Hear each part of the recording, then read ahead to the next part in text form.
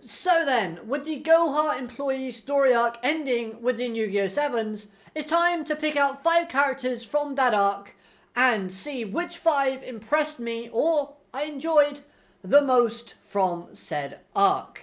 Now once again, this video is based on my own personal opinion and experiences with the characters involved with the Goha Employee arc. And if you agree or disagree with any of the characters on this list, that's okay. Let me know your thoughts and opinions in the comment section down below. But without any further delay, here are 5 characters that I enjoyed the most from the Goha Employee story arc. So starting off, we have Gakito. Now this character had a good number of duels, and they all offered something entertaining and something with value while watching them unfold. Plus, his new fusion ace monster that we get to see was displayed awesomely. I absolutely love its design. I love the way that it came to be summoned for the first time. And you know what? Overall, Gakito's character was very entertaining. So, I put him at number 5. At number 4, we have Miitachi. Now, from a dueling perspective, it wasn't that great, let's be honest. Mimi never has much luck when it comes to dueling. But me personally, I loved the character's display of emotion and support throughout this arc, especially within episode 80. I am including episode 80 within this discussion simply because it's kind of that transitional episode between ending an arc to starting a new one. So I kind of want to include it. Just like how I included Yuo's birthday in the last video I did when picking out 5 characters that impressed me. So Mimi not only offered great motherly support from or towards the Goha siblings, but also she interacted wonderfully with the main cast and of course the side characters as well. I just found overall her comedy was really fun and enjoyable to watch. The emotion she presented was fantastic, so Miitachi was just great overall. Now, next on this list is a character that I really loved. However, she just didn't do enough to blow me away week by week. As it turns out, she was pretty underutilized. After being introduced, she did somewhat fade into the background, which does go hand in hand with her ninja persona. I'm of course referring to the character of Nanajo. Her arrival into the series brought a vibe of evilness and mysteriousness, as we wanted to learn about her branch family that she came from, as well as the character herself.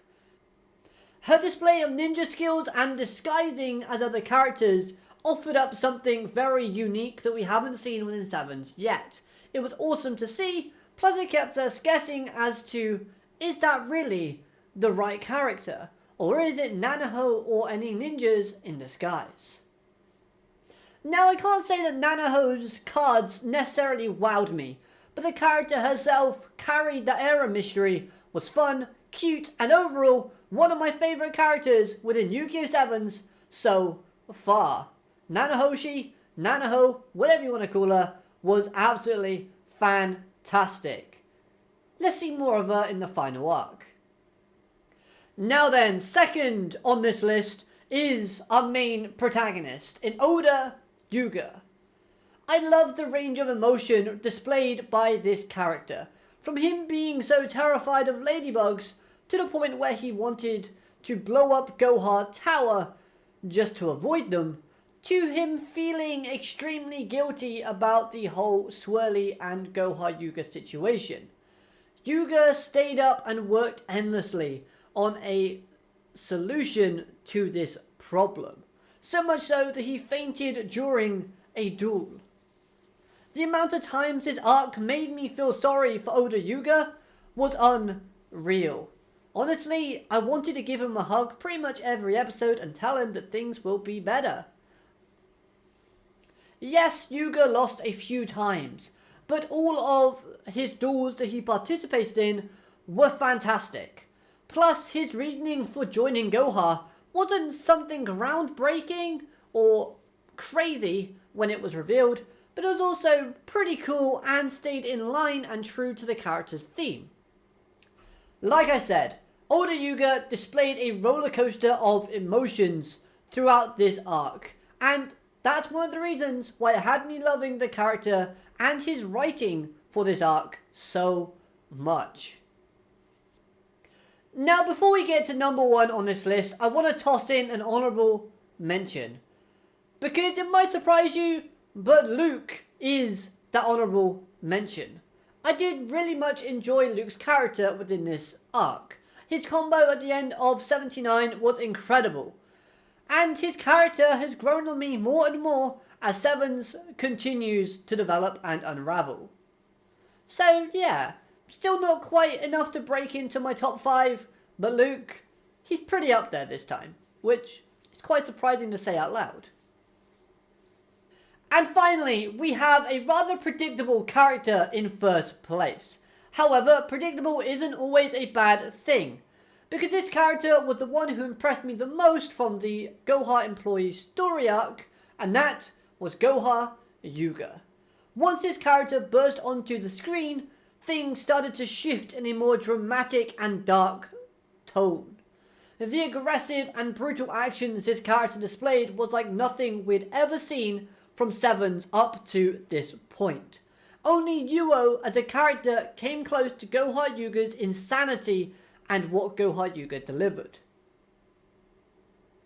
And to top it all off, Goha Yuga not only defeated a former villain in Yuo, but also aided in the collapse of older Yuga during their duel in episode 78.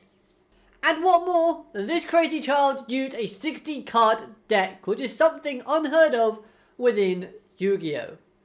Now, one thing that also made me like Goha Yuga so much more is that yes, he lost against Luke, but there were positives from that defeat that was presented afterwards.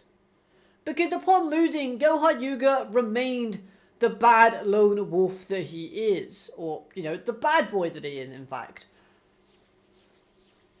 He avoided the typical trope of the villain losing and then becoming one of the good guys. Obviously, SEVENS has used that trope quite a lot with the likes of Nail, Asana, Roa, the list goes on. But Goha Yuga broke that trend, which was actually a really hyped moment for me when watching the ending of the Luke/Goha Yuga duel. So, again, more positives for the character. Therefore, all of those things combined, Goha Yuga was, in my opinion, the most impressive/enjoyable character within the Goha Employee story arc of Yu-Gi-Oh! SEVENS. Now then, if you also want to know 5 characters that disappointed me the most from the Goha Employee arc, then it's linked in the description down below. But with all that being said, let me know 5 characters in the comment section down below that you enjoyed within this arc. And of course, I hope you've enjoyed this video. Like, comment, subscribe, all of those good stuff. And of course, I'll be seeing you next time. Have a great day. Alligator, matane. Goodbye.